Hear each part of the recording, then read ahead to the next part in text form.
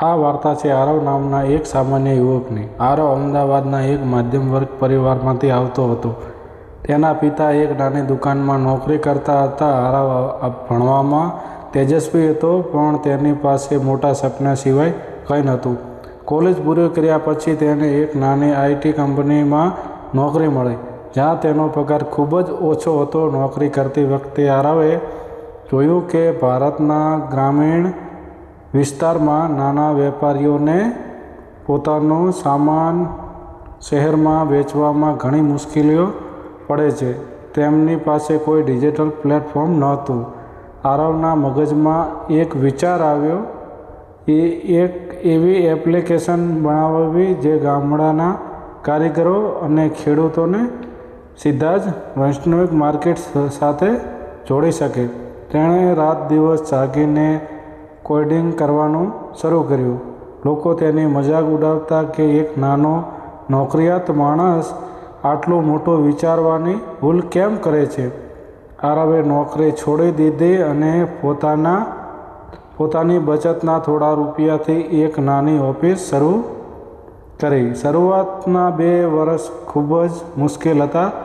ઓફિસનું ભાડું ચૂકવવાના પણ પૈસા નહોતા। તે દિવસના 18 કલાક કામ કરતો હતો। જ્યારે તે હાર માનવાની અણી પર હતો, ત્યારે તેણે એક એવો રોકાણકાર મળ્યો જેમણે આરવની મહેનત અને તેના આઈડિયા પર વિશ્વાસ મૂક્યો અને થોડું ફંડ આપ્યું। આરવની એપ ગ્રામીણ બજારમાં લોન્ચ થઈ। શરૂઆતમાં માત્ર 50 ખેડૂતો જોડાયા, પણ ધીમે ધીમે આ એપ સમગ્ર દેશમાં વાયરલ થઈ ગઈ। આરવ હવે માત્ર એક સામાન્ય છોકરો નહોતો, તે દેશનો સૌથી નાની ઉંમરનો બિલિયનિયર બની ચૂક્યો હતો। તેના ફોટો બિઝનેસ મેગેઝિનના કવર પેજ પર છપાવા લાગ્યા। બિલિયનિયર બન્યા પછી પણ આરવના પગ જમીન પર જ હતા। તેણે પોતાની કમાણીનો એક મોટો હિસ્સો ગરીબ બાળકોના શિક્ષણ અને ગામડાઓમાં હોસ્પિટલ બનાવવા માટે દાન કર્યું। તેના માટે સાચી અમીરી બેંક બેલેન્સમાં નહીં, પણ લોકોના ચહેરા પરના સ્મિતમાં હતી। જ્યારે આરવની કંપની ગ્રામીણ બજાર ભારતની સૌથી મોટી ઈ-કોમર્સ કંપની બની ગઈ, ત્યારે અમેરિકા અને ચીનની મોટી મલ્ટીનેશનલ કંપનીઓની નજર તેના પર પડી। વૈશ્વિક સ્તરની એક બહુ મોટી કંપની ગ્લોબલ માર્ટ એ આરવને તેની કંપની વેચી દેવા માટે $2 અબજ આશરે 17,000 કરોડ રૂપિયાની ઓફર કરી। કંપનીના બોર્ડ મેમ્બર અને રોકાણકારોએ આ ડીલ કરવા માટે ઉત્સુક હતા, પણ આરવે ના પાડી દીધી। તેણે કહ્યું, આના જવાબમાં ગ્લોબલ માર્ટ આરવને બજારમાંથી ખતમ કરવા માટે પ્રયાસો શરૂ કરી।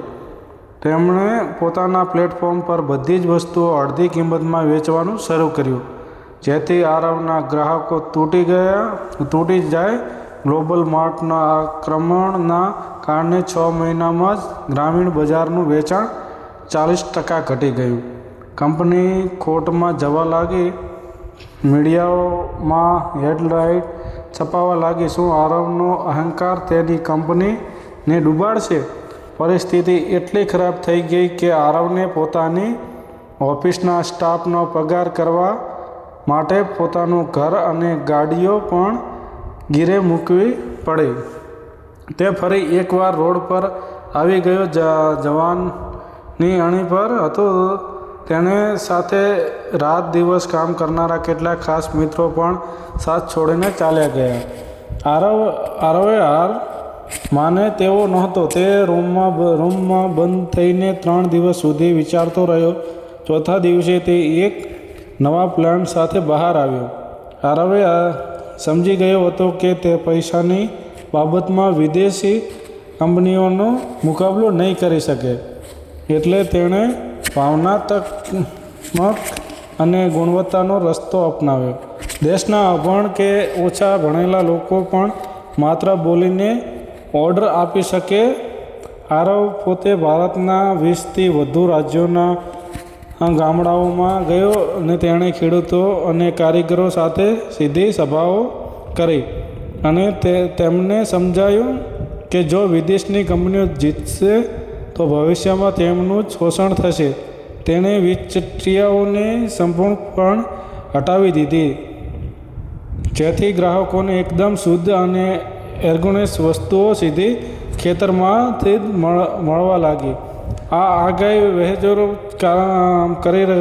કરી ગઈ. ગ્રામીણ બજારના ગ્રાહકો વર્ગ એટલા મજબૂત થઈ ગયા કે ગ્લોબલ માર્કેટના ભારતમાં પાછા હેઠવું પડ્યું. આ સફળતા પછી આરવે ભારતની બહાર પણ પગ પસારો કર્યો. તેણે આફ્રિકા, સાઉથ ઈસ્ટ એશિયા અને લેટિન અમેરિકાના વિકાસશીલ દેશોના ગરીબ ખેડૂતો માટે પણ આ જ મોડલ લોન્ચ કર્યું. તેની કંપની હવે એક બહુરાષ્ટ્રીય બ્રાન્ડ થઈ ગઈ હતી. એક દિવસ આરવ તેના વૈભવ ઓફિસની કાચની બારીમાંથી બહાર જોતો હતો. તેની સેક્રેટરીએ આવીને કહ્યું, સર, લંડનની બિઝનેસ સ્કૂલ તમને સ્પીચ આપવા માટે આમંત્રણ કરી રહી છે. આરવ હસ્યો અને ટેબલ પર પડેલા એક જૂનો ફોટો જોવા લાગ્યો. જેમ તેના પિતા એક નાની સાયકલ પર બેઠા હતા. તેણે સેક્રેટરીને કહ્યું, લંડનનું આમંત્રણ સ્વીકારી લો, પણ તે પહેલાં મારા ગામ જવું છે. ત્યાં સ્કૂલના બાળકો માટે નવી કોમ્પ્યુટરની લેબનું ઉદ્ઘાટન કરવાનું છે. વર્ષ 2028 સુધીમાં આરવની કંપનીની ગ્રામીણ બજારો દુનિયાના 50થી વધુ દેશોમાં ફેલાઈ ચૂકી હતી. પરંતુ આ જ સમયે કુદરતે પોતાના મિજાજ બદલ્યો. ગ્લોબલ વોર્મિંગના કારણે સતત 2 વર્ષ સુધી ભારતના ચોમાસું નિષ્ફળ થઈ ગયું અને ભયંકર દુકાળ પડ્યો. ખેતરો સુકાઈ ગયા અને જે ખેડૂતો આવનારી કંપનીની કરોડો જૂજ હતા તેઓ દેવામાં ડૂબવા લાગ્યા. ગ્રામીણ બજારનું નેટવર્ક ખોરવાઈ ગયું.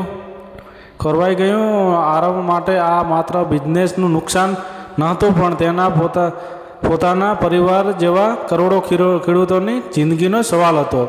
ઓફિસની એસી કેબિનમાં બેસીને આંકડા જોવાની જગ્યાએ આરવ ફરી એકવાર ગ્રાઉન્ડ તરફ ઉતર્યો. તેણે જોયું કે જો પરંપરાગત ખેતી બચાવવી હશે તો ટેકનોલોજીને સંપૂર્ણપણે બદલવી પડશે. આરવે એક અંતર્યસ્તક નિર્ણય લીધો, જેણે બિઝનેસની જગતને ચૂકવી દીધું. તેણે પોતાની નેટવર્કનો 50% હિસ્સો એટલે કે અજબો રૂપિયા પ્રોજેક્ટ ભવિષ્ય પાછળ લગાવી દીધા. આ પ્રોજેક્ટ અંતર્ગત આરવના આ એક કદમથી કંપનીનો શેર બજારના રોકાણકારો નારાજ થાય, શેરના ભાવ ગગડી ગયા અને વિવેચક કહ્યું, આરવ અજબોપતિમાંથી સાધુ બનવા જઈ રહ્યા છીએ. તે કંપનીની બરાબરી કરી નાખશે. પણ આરવનો એક જ જવાબ હતો. આરવની આ જીદ ફરી એકવાર રંગ લાવી. 3 વર્ષની સખત મહેનત પછી પ્રોજેક્ટ ભવિષ્યના કારણે દુકાળ વચ્ચે પણ ભારતના ગામડાઓમાં હરિયાળો પાછી આવી. પાણીની બચત 60% વધી ગઈ અને પાકનું ઉત્પાદન બમણું થઈ ગયું. દુનિયાએ એ જોયું કે એક બિલિયનર ધારે તો માત્ર નફો કમાવાને બદલે પૃથ્વીને બચાવવાનું કામ પણ નફાકારક રીતે કરી શકે છે. આરવને વિશ્વના સૌથી પ્રતિષ્ઠિત એવોર્ડથી સન્માનિત કર્યો અને તેના મોડલને આખી દુનિયામાં લાગુ કરવાની જાહેરાત કરી. હવે આરવ માત્ર એક બિઝનેસમેન નહોતો, તે ગ્લોબલ આઇકોન બની ચૂક્યો હતો. સમય વીતતો રહ્યો. આરવ હવે 60 વર્ષનો થઈ ચૂક્યો હતો. તેના વાળ સફેદ થઈ ગયા હતા, પણ તેની આંખોની ચમક એ જ હતી જે 25 વર્ષની ઉંમરે નાની ઓફિસમાં કોલ્ડિંગ કરતી વખતે હતી.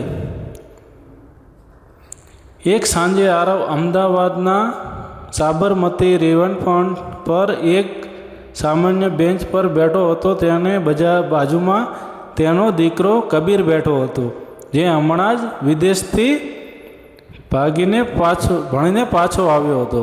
કબીરે પૂછ્યું, પપ્પા, તમે આટલું મોટું સામ્રાજ્ય ઊભું કર્યું, હવે આ બધું સંભાળવા માટે હું તૈયાર છું. મારી કંપનીને વધુ ઊંચાઈ પર લઈ જવા માટે શું કરવું જોઈએ? આરવે શાંતિથી નદીના વહેતા પાણી તરફ જોયું. કબીરના ગભા પર હાથ મૂક્યો અને કહ્યું, કહાની ત્યાં પૂરી થાય છે જ્યાંથી શરૂ થઈ હતી.